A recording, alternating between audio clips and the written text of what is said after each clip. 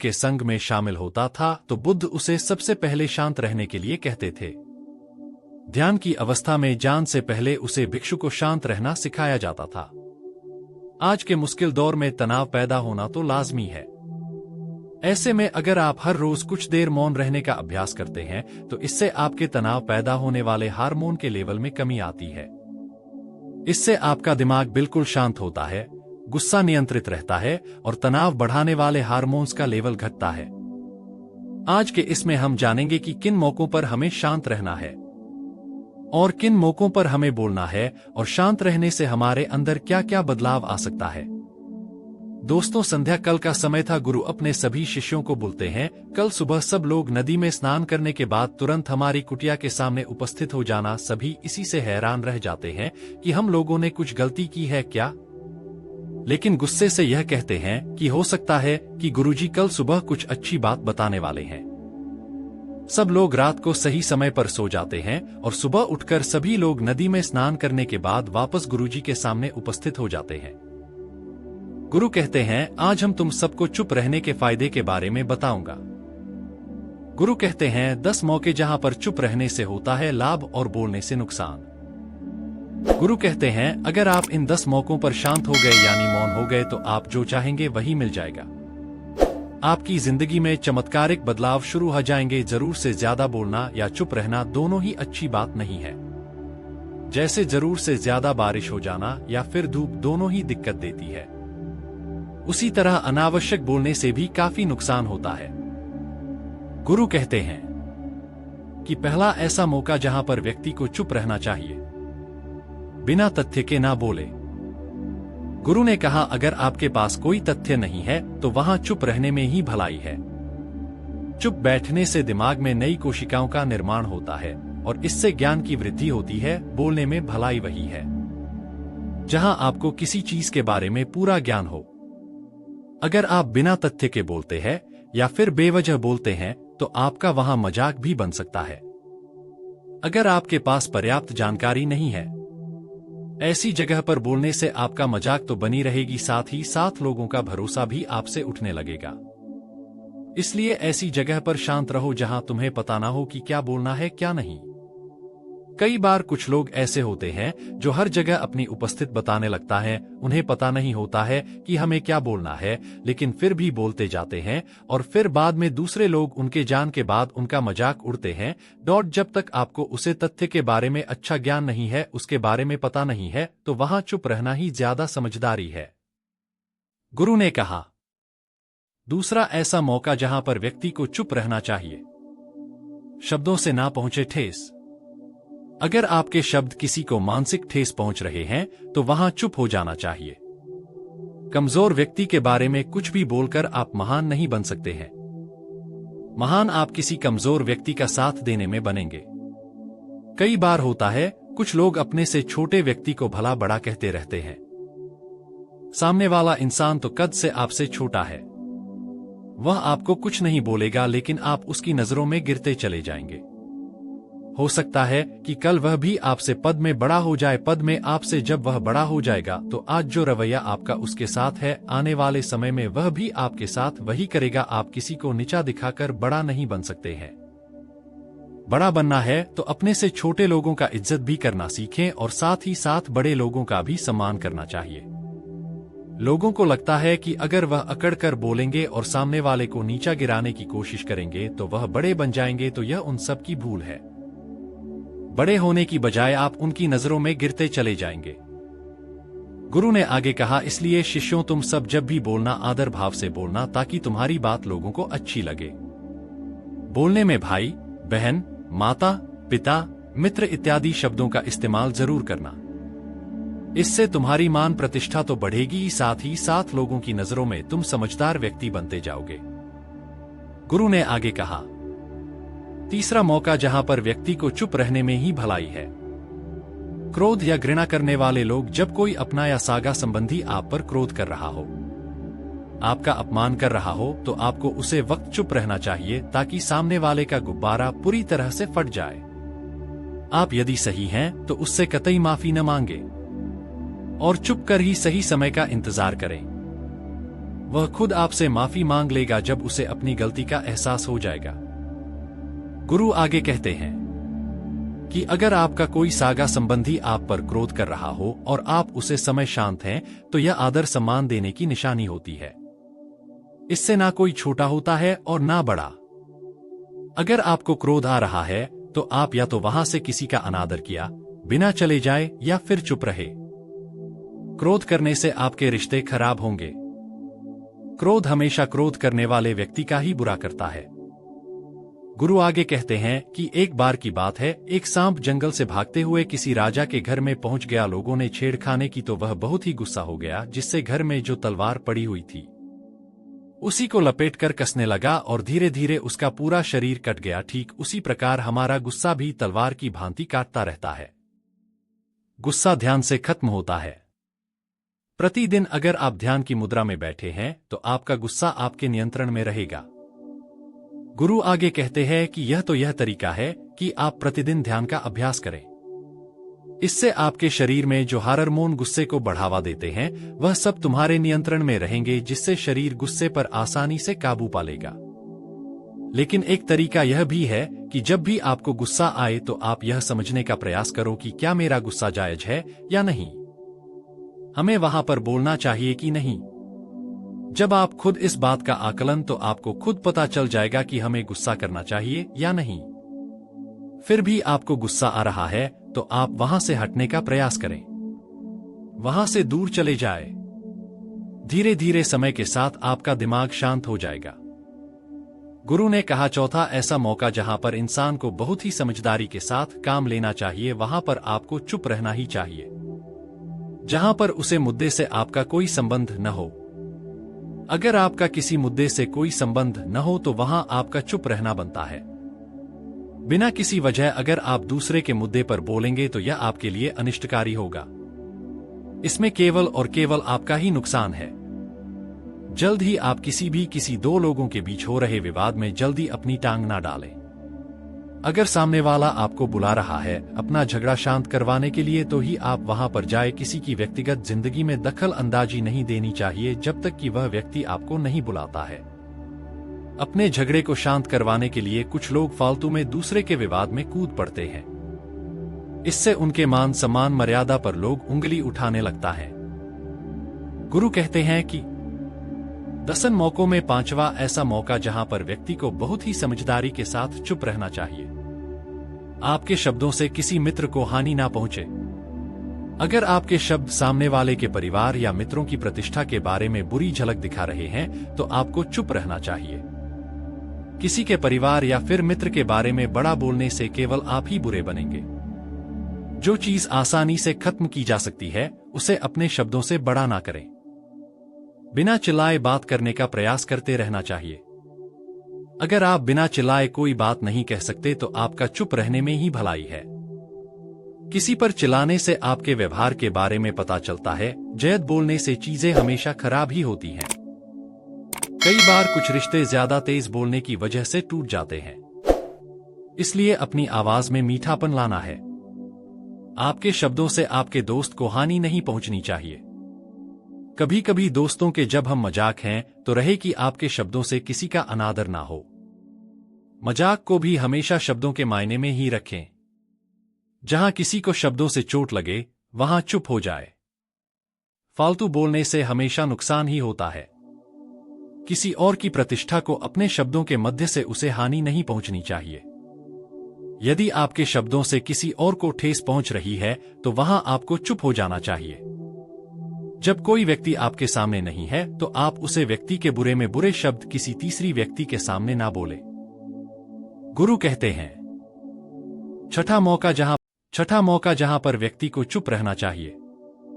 जब कोई कर रहा हो किसी की बुराई, जब कोई आदमी आपके सामने किसी तीसरी आदमी की बुराई कर रहा हो, तब तुम्हें चुप रहकर बस सुनना चाहिए। अपनी राय व्यक्त नहीं करना चाहिए, क्योंकि जो आज आपके सामने किसी तीसरे की बुराई कर रहा है वह कल किसी और के सामने आपकी बुराई भी कर सकता है।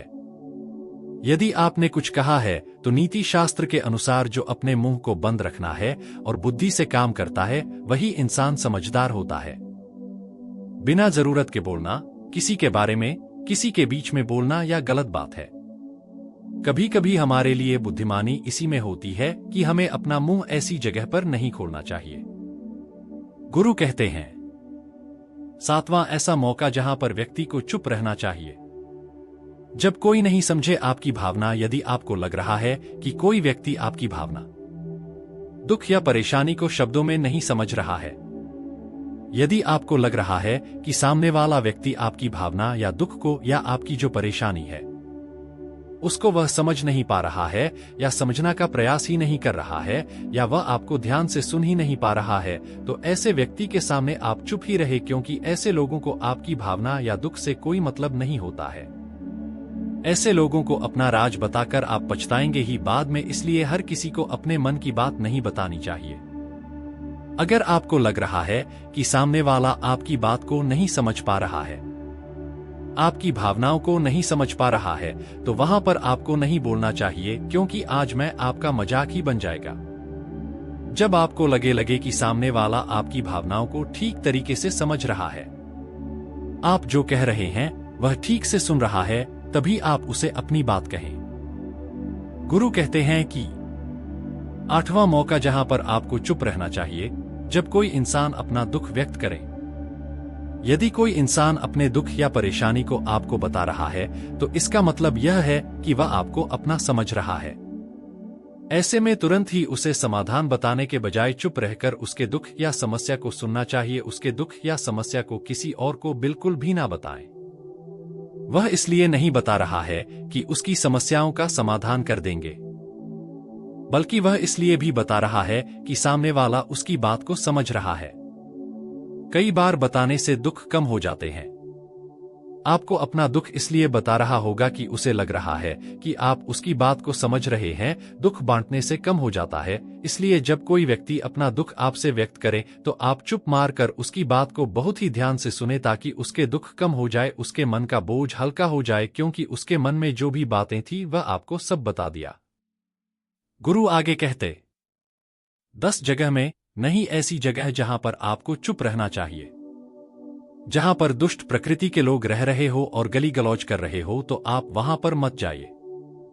ऐसी जगह से आप चुपचाप निकाल जाए, अर्थात अपनी प्रतिक्रिया दिए बिना आप वहां से चले जाए, क्योंकि जिसकी जुबान खराब होती है, जो दुष्ट प्रकृति के लोग होते हैं, उनको आप ऐसे समय में नहीं समझा सकते हैं। जब उनका दिमाग पूरी तरह से शांत हो जाए, तभी वह आपकी बात सुनेंगे। इसलिए जहां पर दुष्ट प्रकृति के लोगों आपकी बात को ना मानते हो और ना ही सुनते हो, तो आपको वहां पर नहीं बोलना चाहिए। आपको प्रभावित कर सकती है। जब आप सफल होंगे तो सबको पता चल जाएगा कि आप सफल हो गए हैं।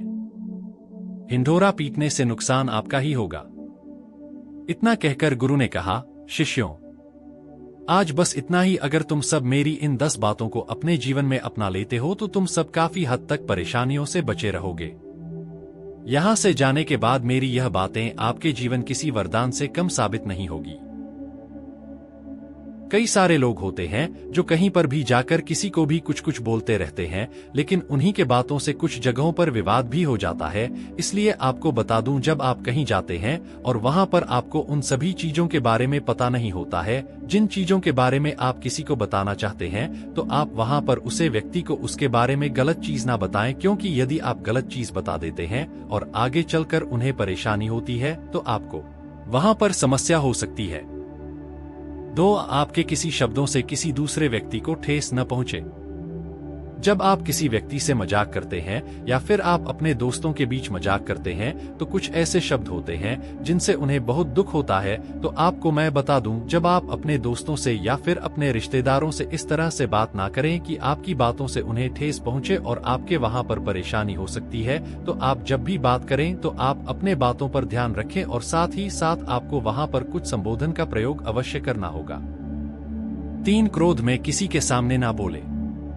अपने अपने समाजों में या फिर अपने रिश्तेदारों में देखा होगा कि जब कोई उम्मीदवार गुस्सा में होता है, तब आप उससे अच्छा बात भी पूछेंगे तो वह घबराहट में और ज्यादा ठेस पहुंचाने वाली बात को बोल देते हैं। इसलिए मैं आपको एक सजेशन देना चाहता हूं कि आप जब भी क्रोध में रहे तो किसी को भला बुरा ना कहे। आपको एक कहानी बता देते हैं। एक बार की बात है, जब जंगल में एक नाग को लोगों द्वारा परेशान किया गया था, तो नाग एक राजा के घर में जाकर और अपना क्रोध दिखा रहे थे। जब वह लोगों द्वारा उसे छोड़ दिया गया तो वह राजा के दरबार में लिपट से लिपटते एक समय ऐसा आया कि पूरा शरीर अपना ही काट लिया। इससे यही सीख मिलती है कि आप जब भी क्रोध करते हैं तो उससे आपका ही हानि होगा, इसलिए कभी भी क्रोध करने की सोच ना रखें और जब भी आप क्रोध में रहे तो थोड़ा दिमाग शांत करके किसी व्यक्ति के सामने कुछ बोले। 4 जब आपका कोई बेइज्जती कर तब आपको चुप रहना चाहिए। आपने देखा होगा कई सारे लोग होते हैं जिनको अगर कोई व्यक्ति बेइज्जती कर रहे होते हैं तो उसे समय व आज बगुला हो जाते हैं, तो उनको ऐसा नहीं होना चाहिए। आपको बता दो, जब आपका कोई बेइज्जती करता है तो उसे समय आपको या तो चुप रहना होगा या फिर वहां से आपके बिना कुछ कहे निकल जाना होगा, ताकि जो व्यक्ति आपको बेइज्जती कर रहा था वह व्यक्ति खुद शांत हो जाएगा और खुद में यह एहसास हो जाएगा कि हम गलत कह रहे थे और लोगों की नजर में उसका व्यक्तित्व भी गिर जाएगा। इसलिए जब भी कोई व्यक्ति आपका बेइज्जती करे तो आपको चुप रहना चाहिए। 5 जब आपके शब्दों से किसी को हानि पहुंचे। जिस तरह अपने ऊपर पड़ कि जब किसी व्यक्ति के बीच मजाक चल रहा होता है, चाहे वह दोस्ती हो या फिर कोई रिश्तेदार, वहां पर यदि आप किसी व्यक्ति का मजाक उड़ाते हैं तो उसे समय थोड़ा सा शांत माहौल हो भी सकता है, लेकिन जब आप बात कर रहे होते हैं और वहां पर आपके द्वारा कुछ ऐसे शब्दों का इस्तेमाल किया जाता है जो आगे के व्यक्ति के लिए अच्छा नहीं है, तो वहां पर आपको ऐसा कुछ नहीं बोलना चाहिए जिससे उन्हें दुख हो और उसके नजर में आप गिर जाए। 6 बिना चिल्लाए बात करें। आप यदि किसी व्यक्ति से बात करते हैं और वह व्यक्ति चिल्ला चिल्ला के बोल रहा होता है तो उसकी बात आपको कुछ समझ में भी नहीं आता है और आपको गुस्सा भी आ जाता है, तो ठीक इसी प्रकार आप किसी व्यक्ति के साथ चिल्लाकर ना बोले जिससे उन्हें परेशानी हो सकती है और आप उसके नजर में गिर सकते हैं। आप अपने मन में यह ध्यान रखें कि कभी भी किसी के सामने चिल्लाकर नहीं बोलना चाहिए, एकदम शांत से बोलना चाहिए ताकि लोगों की नजर में आपका इज्जत बढ़ और आपको लोग सम्मान ज्यादा करें। 7 जब कोई व्यक्ति आपके सामने ना हो तो तीसरे व्यक्ति के बारे में कुछ ना बोले। आप अपने समाज हो, रिश्तेदारों, दोस्तों, इन सभी जगह पर देखा होगा तो जब 2 व्यक्ति बात करते रहते हैं तो वह किसी तीसरे व्यक्ति के बारे में कुछ भला बुरा बोलते रहते हैं, लेकिन आपको ऐसा ना करना चाहिए। आप मान लीजिए आपके सामने अगला व्यक्ति जो है वह किसी तीसरे व्यक्ति के बारे में बोल रहा है, तो एक ऐसा समय भी आ सकता है जब आपके बारे में वही व्यक्ति किसी दूसरे व्यक्ति के बीच भला बुरा बोल सकता है। इसलिए आप किसी तीसरे व्यक्ति के बारे में कभी भी अपने सामने वाले व्यक्ति को कुछ ना कहे। 8 जब आपकी भावनाओं को कोई ना समझे। जब आप कष्ट में, दुख में रहते हैं तो आप यह सोचते हैं कि हम किसी व्यक्ति को कुछ अपने दुख के बारे में बताएंगे तो मेरा दुख खत्म हो सकता है। तो आपको बता दूं, जब आप किसी व्यक्ति को अपने दुख या कष्ट के बारे में बताते हैं तो कुछ ऐसे उम्मीदवार होते हैं जिन्हें यह सब पसंद नहीं होता है और आपकी भावनाओं को वह समझ नहीं पाता है, तो आप उसके सामने ना बोले तभी अच्छा होगा, क्योंकि आप कितना भी बोलते रहे वह चुपचाप आपकी बातों को ना सुनता है और ना समझना है। तो आप कभी भी उन व्यक्ति के पास अपने दुख, कष्ट इत्यादि को ना बताएं। आप उन्हें व्यक्ति के बीच अपने दुख और कष्ट को व्यक्त करें जो व्यक्ति आपकी भावनाओं को पूरा समझ सकता है। 9 जब कोई व्यक्ति अपना दुख व्यक्त करें तब आपको बता दे, जब कोई व्यक्ति आपसे बात करता है और वह अपने दुख को बताता है तो उसे समय आप उसकी राह दिखाने की कोशिश ना करें। आप सिर्फ हो उनकी बातों को सुने और समझे, क्योंकि वह व्यक्ति आपको या नहीं कर रहा है कि आप उसे इस दुख से हटाने के लिए कोई रास्ता ढूंढ दे, बल्कि वह यह सोचता है कि हम अपने दुखों को व्यक्त करके थोड़ा शांति मिल सकती है। तो आप इन जगहों पर चुप रहे। 10 जब कोई व्यक्ति आपके सामने तीसरे व्यक्ति का बुराई कर रहा हो। जब आपसे कोई व्यक्ति मिलता है तो आप उन व्यक्ति से बात करते करते किसी तीसरे व्यक्ति के बारे में वह बुराई करने लगता है तो उसे समय आपको ना बोलना चाहिए, क्योंकि जब वह व्यक्ति आपके सामने किसी तीसरे व्यक्ति के बारे में बुराई कर सकता है तो वही व्यक्ति किसी दूसरे व्यक्ति के पास जाकर आपके बारे में भी बुराई कर सकता है। इसलिए जब वह बुराई कर रहा होता है तो आपको उसे समय कुछ ना बोलना चाहिए और सिर्फ उसकी बातों को सुनना चाहिए।